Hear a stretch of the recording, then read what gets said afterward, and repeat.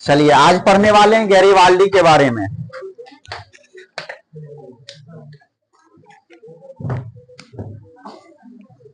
इससे पहले किसके किसके बारे में पढ़े हैं? मैजनी, उसके बाद काउंट काबोर,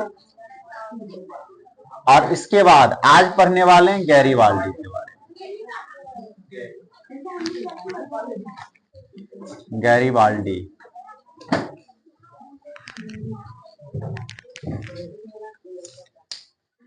सुनिए, आप बताइए इन तीनों में से कौन कार्बोनरी दल से जुड़े हुए थे? मैजनी। यंग इटली की स्थापना किसने की? मैजनी। काउंट काबूर कैसे होगा? अच्छा सुनिए, ये बताइए किसने यंग यूरोप नामक संस्था की स्थापना की? मैजनी। अच्छा, यंग इटली नामक संस्था की स्थापना कब हुई थी? 1831 में।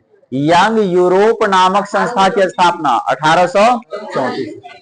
अच्छा ये बताइए, क्या मैजनी इटली के एकीकरण में सफल हो पाया? नहीं हो पाया।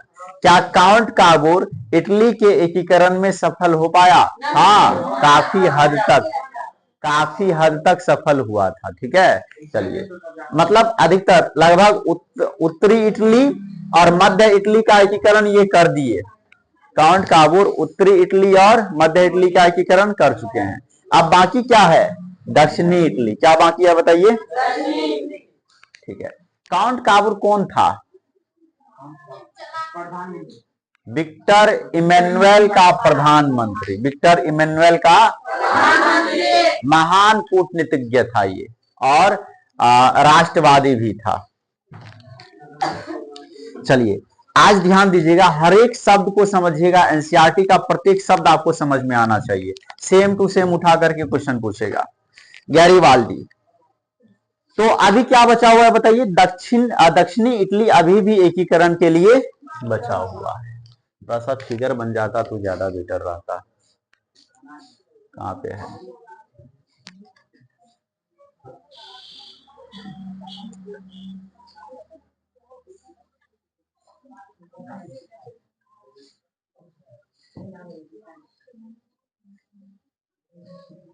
ये क्या है? जर्मनी।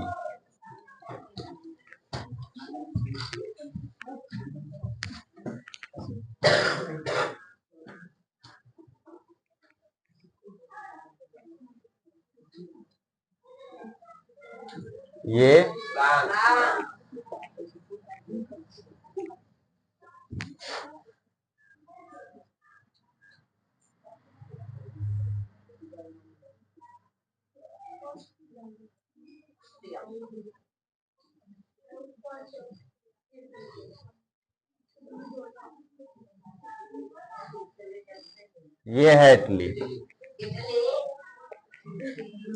जिसमें ये है उत्तरी इटली, ये है मध्य इटली, और ये है दक्षिणी इटली। तो अभी तक उत्तरी इटली और मध्य इटली का एकीकरण हो चुका है। ठीक है, और इसी में है ऑस्ट्रिया। यहाँ पे बहुत ज्यादा बड़ा नहीं था ऑस्ट्रिया। मेटरनिक कहाँ का था बताइए? मेटरनिक ऑस्ट्रिया का था। मेटरनिक कहाँ का था? अब आप एनसीईआरटी का प्रत्येक शब्द समझिएगा। ठीक है, तो आप समझ चुके हैं कि यहां पर ये उत्तरी इटली, ये है उत्तरी इटली, ठीक है, और ये मध्य इटली, इसका एकीकरण हो चुका है। अब मात्र बच गया है कौन सा? दक्षिणी। इसी बीच महान क्रांतिकारी गैरीवाल्डी सशस्त्र क्रांति के द्वारा दक्षिणी इटली के रियासतों के एकीकरण तथा गणतंत्र की स्थापना करने का प्रयास कर रहा था। महान क्रांतिकारी है।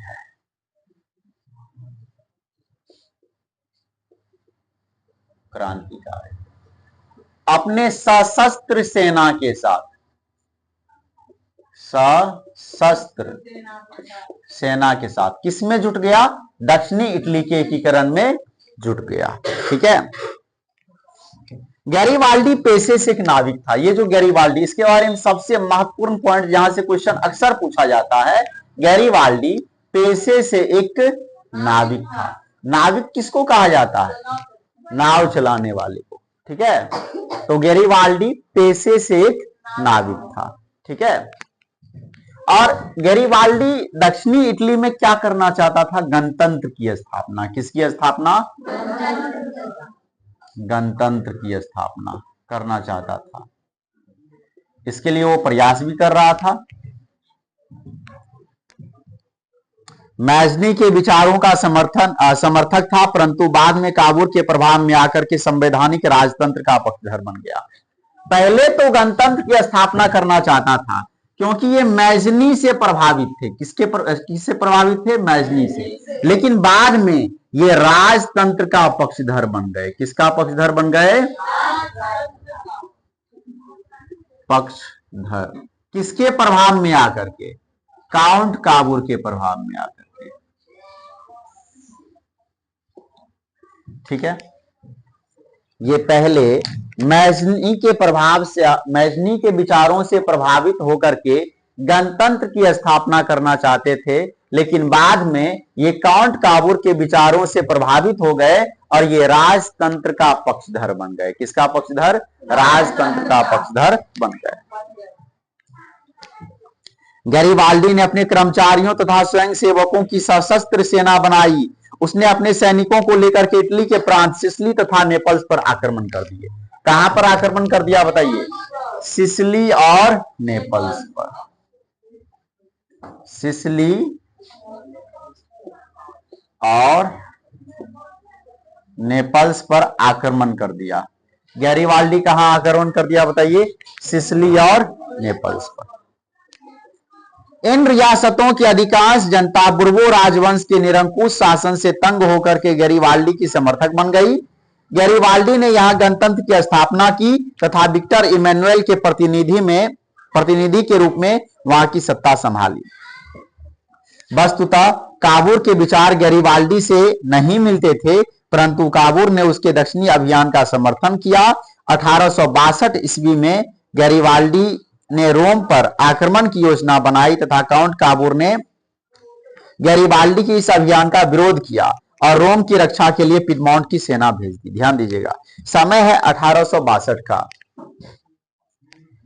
1862 ईस्वी में गैरीबाल्डी ने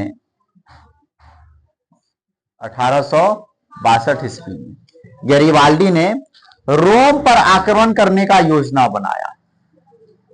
रोम पर आक्रमण के लिए योजना बनाया, लेकिन ये काउंट काबूल अपना सेना भेज दिया रोम के पक्ष में।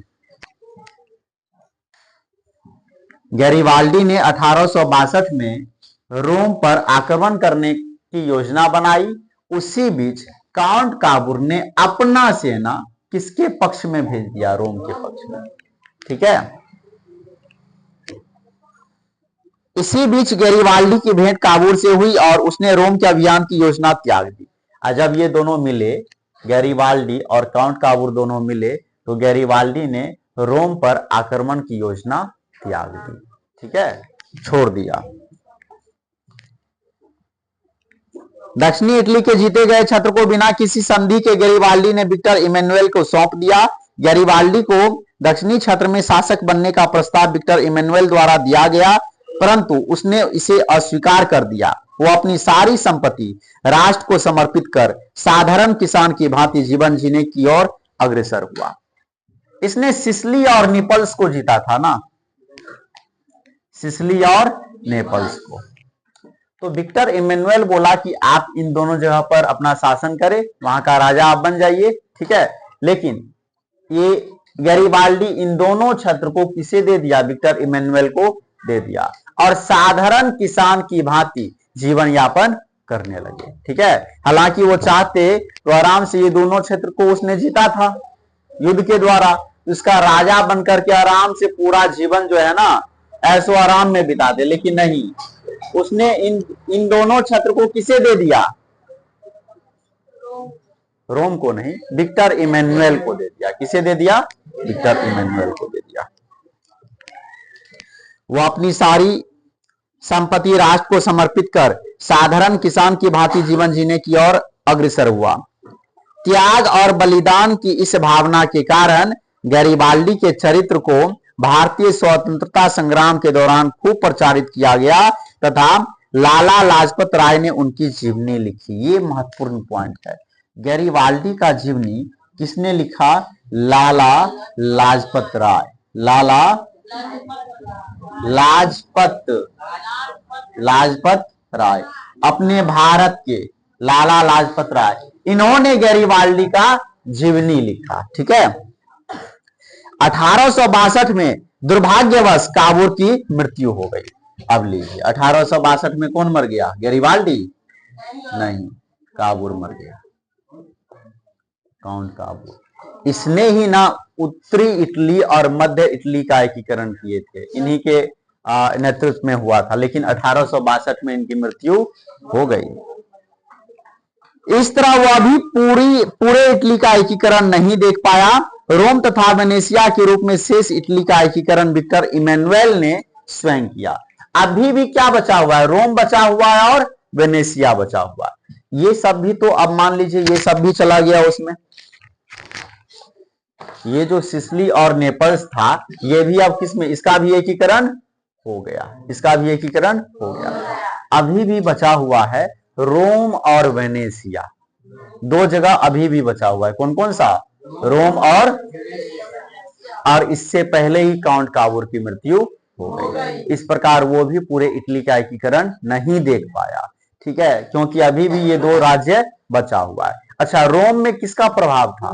पोप का प्रभाव था। ठीक है, अभी तक भी है, मतलब अभी वर्तमान समय नहीं, अपने लोग कहानी में जहां तक पढ़ रहे हैं 1862 तक प्रभाव था उसका। 1870-71 में फ्रांस और पर्सा के बीच युद्ध छिड़ गया, जिस कारण फ्रांस के लिए पोप को संरक्षण प्रदान करना संभव नहीं था। विक्टर इमैनुअल ने इस परिस्थिति का लाभ उठाया। कमाल हो गया। 1870-71 का बात है। इस समय फ्रांस और पर्सा के बीच युद्ध हो गया। ये है फ्रांस और पर्सा भी बताते हैं कहां पे है पर्सा।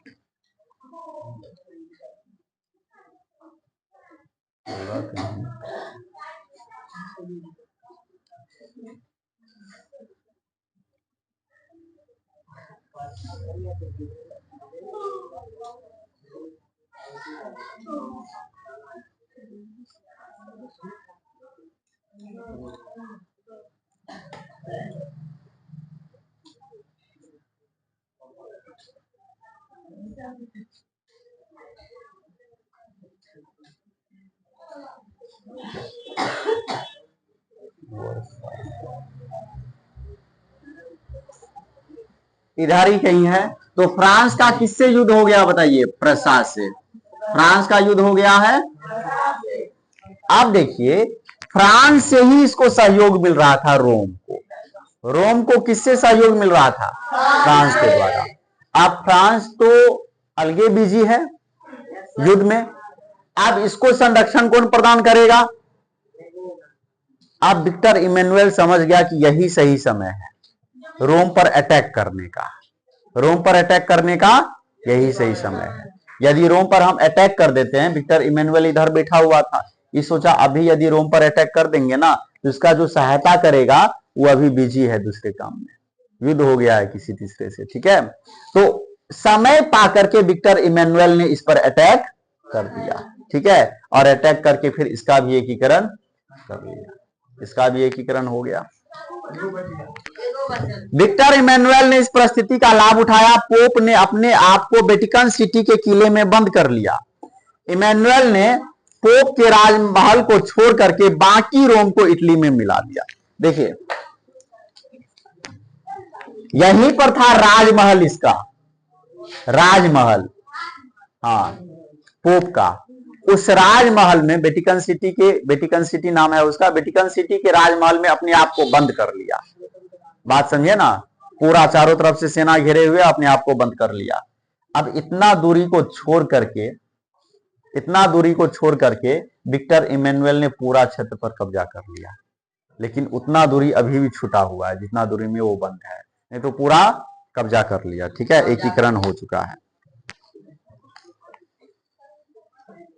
इमैनुअल ने पोप के राजमहल को छोड़ करके बाकी रोम को इटली में मिला लिया और उसे अपनी राजधानी बनाई। इस नई स्थिति को पोप ने तत्काल स्वीकार नहीं किया। इस समस्या का अंततः मुसोलिनी द्वारा निदान हुआ जब उसने पोप के साथ समझौता कर वेटिकन सिटी की स्थिति को स्वीकार कर लिया। इस प्रकार 1871 ईस्वी तक इटली का एकीकरण मैज़नी, काबूर, गैरिबाल्डी और राष्ट्रवादी नेताओं एवं विक्टर इमैनुअल जैसे शासक के योगदान के कारण पूर्ण हुआ। इन सभी घटनाओं के पार्श्व में राष्ट्रवादी चेतना सर्वोपरि थी। तो अंततः इटली का एकीकरण कब हो गया? 1871। तो क्वेश्चन यहां से भी बनता है कि इटली का एकीकरण कब हुआ, और इटली के एकीकरण में किसका किसका योगदान था? मैज़नी, काउंट काबूर, गैरिबाल्डी। यदि हम ये पूछे कि इन तीनों में सबसे ज्यादा योगदान किसका था? काउंट काबूर का। उसने तो यहां तक ना एकीकरण कर लिया था, थोड़ा ही तो बाकी था, तो किसने किया? गैरिबाल्डी। और फिर भी थोड़ा सा बच गया, रोम और वेनेशिया नामक जगह, ये भी। ठीक है, तो उसको कौन कर लिया? Victor Emmanuel. और इस तरह से पूरे इटली का एकीकरण कब हो गया? 1871 में संपन्न। ठीक है, चलिए तो हो गया। अब इससे अगला क्लास जो होगा वो होगा जर्मनी का एकीकरण। आप पढ़ेंगे अपने लोग इस जर्मनी का एकीकरण। ठीक है, चलिए होमवर्क बताइए। होमवर्क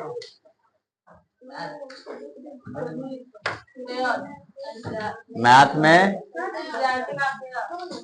एनसीईआरटी का, केसी सिन्हा का भी फेयर। इसके बाद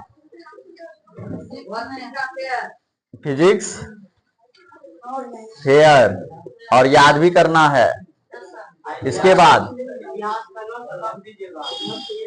अच्छा मिल जाएगा हिस्ट्री का, ये आपको रीड करके आना है। ये पिछला भी पूरा रीड कर लेना है और आगे भी रीड करके आइएगा। जर्मनी का एकीकरण पढ़ेंगे अगले क्लास में।